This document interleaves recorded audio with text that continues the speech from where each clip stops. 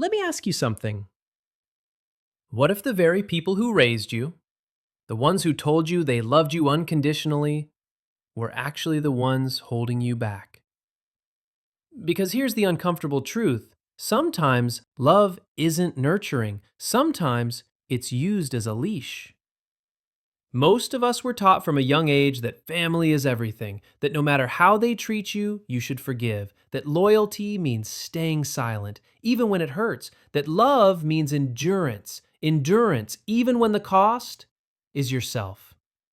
But what if that kind of loyalty is a cage? What if love is being used as a weapon? And what if the real reason you feel stuck is because the script you were handed as a child was never written with you in mind? You see, Carl Jung, one of the deepest minds in modern psychology, understood something we rarely talk about. Not all wounds come from enemies. Some are passed down through generations like invisible heirlooms, guilt, shame, emotional expectations you never agreed to carry. Jung didn't say, cut them off. He said, see clearly. And once you truly see something for what it is, you can't unsee it. This video isn't about rebellion. It's not about burning bridges or turning your back on your parents. It's about something far more powerful: self-respect. It's about recognizing the patterns we grew up with and asking an honest question: is this really love? Or have I just been conditioned to accept pain and call it care? Because when love becomes conditional, when your worth depends on obedience, silence, or guilt, that's not love anymore. That's control wearing a kind face. And yes, it takes courage just to think this way, especially when guilt is our default reaction to setting boundaries with family. But let me say this clearly: honoring yourself isn't betrayal, it's healing. This journey we're about to take together, it's not about becoming cold. It's about warming up to the truth. So if you've ever felt stuck in a role that never fit, if you've ever wondered whether the love you were shown came with too many strings, stay with me, because this right here is where real freedom begins.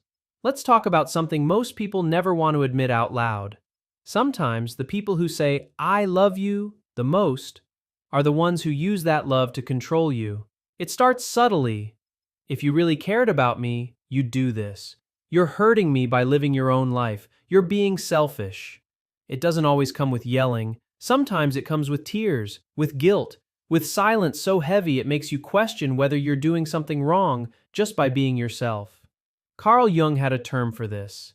He called it psychic possession, when someone else's unhealed emotions take up residence in your mind and begin steering your decisions. You stop living for you. You become the emotional caretaker, the peacekeeper, the fixer, the one who's always so good at handling things. But here's the truth. You weren't born to carry someone else's emotional baggage.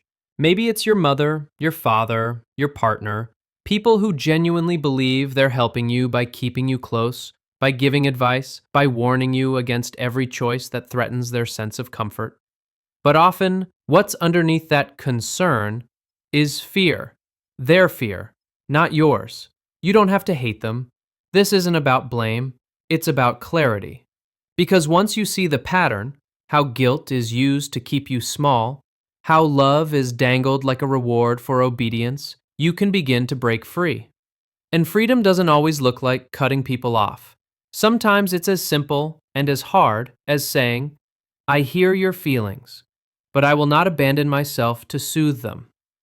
You have the right to your own path, your own peace, and real love doesn't hold that against you.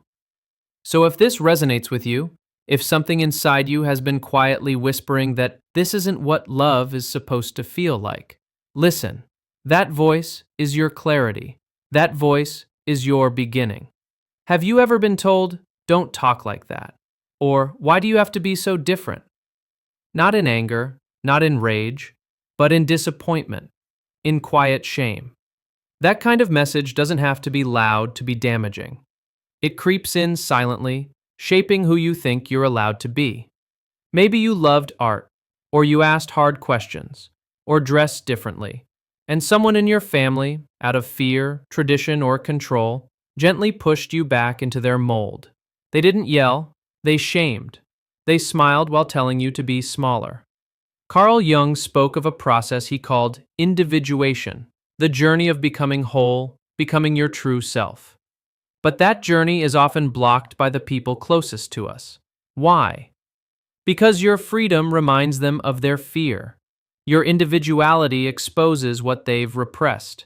And so instead of encouraging your light, they dim it, not out of hate, but out of habit. You start thinking, maybe they're right.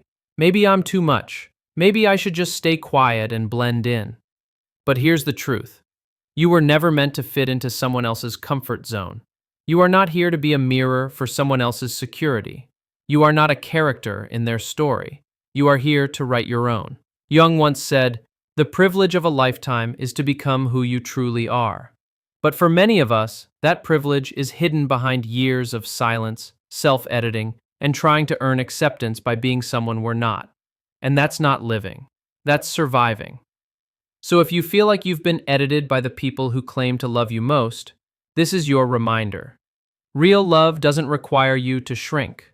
Real love wants you to expand, even if it feels unfamiliar, even if it makes others uncomfortable. This isn't about rebellion.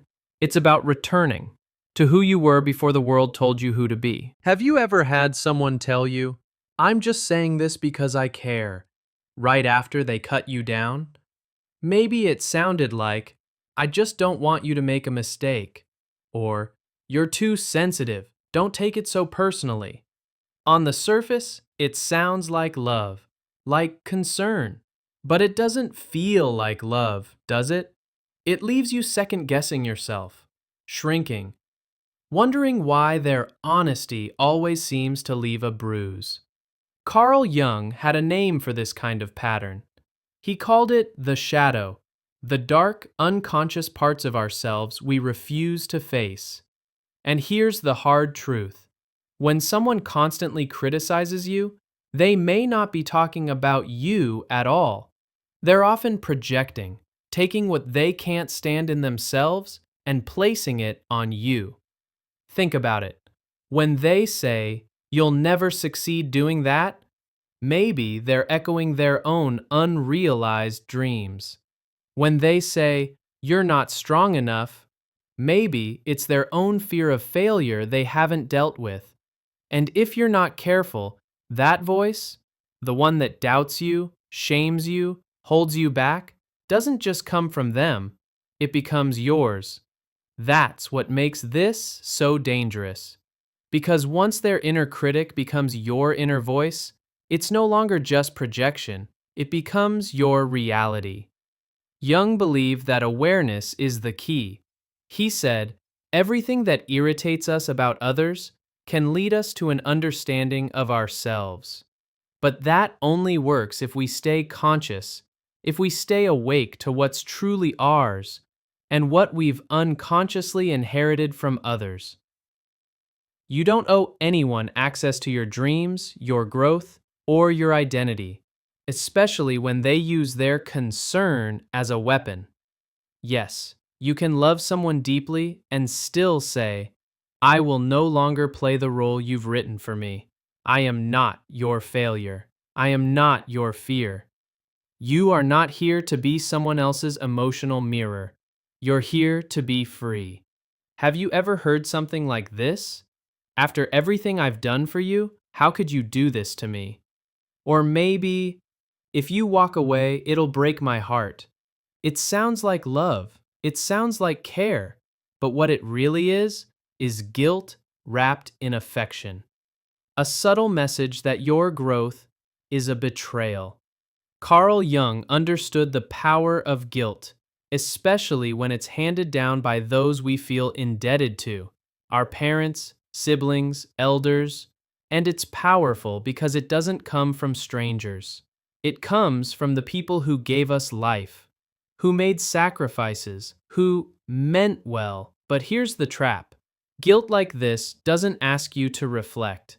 It asks you to abandon yourself so someone else can feel better. You stop asking, "What's right for me?" and instead, Jung reminded us, guilt is not morality. Guilt is not love. They're not interchangeable. True love doesn't punish you for growing. True love says, I want you to be free, even if it makes me uncomfortable. That's what makes this so hard, right? Because walking away, setting a boundary, saying no, can feel like betrayal when you've been trained to believe that your worth is measured by how much you sacrifice. But listen closely. You are not here to live in permanent debt to the people who raised you. You are not selfish for choosing yourself. You are not cruel for needing space to become whole. Sometimes the ones who guilt you into staying small will never change. But you can. Your freedom is not a rejection of love. It's a return to it, beginning with love for yourself. How many times have you heard this? They didn't mean it. That's just how they talk. Or maybe, they're just like that. Don't take it so seriously. We learn early on to excuse emotional and verbal abuse, especially when it comes from family. We call it personality. We call it culture. We call it love. But Carl Jung warned us, what we normalize in childhood becomes what we mistake for love in adulthood. If your parents shouted at you, dismissed your feelings, made you the butt of every joke, and then acted like nothing happened, you may have grown up thinking that chaos was connection. You may have thought emotional confusion was affection, but it's not. Being constantly criticized, shamed, gaslit, or emotionally neglected, even without bruises, is still abuse. And when those who harm you expect forgiveness without accountability, they're not offering love. They're enforcing control. Jung spoke often of the wounded inner child, the part of us that keeps searching for love in the same places we once felt pain. And here's the scary part. When you're used to dysfunction, peace can feel like distance. Silence can feel cold. Respect can feel unfamiliar. So we go back. Not because we're weak, but because no one ever taught us what emotional safety really feels like. Let me say this clearly. You are not cruel for setting boundaries. You are not broken for walking away from someone who refuses to see your value. You are not selfish for protecting your peace. The longer you stay in those toxic dynamics, the easier it is to believe you deserve them. But Jung would say this: the most courageous act is not enduring more pain. It's breaking the cycle. Even if it's your family, even if they never understand, even if you still love them, because your healing doesn't begin when they change.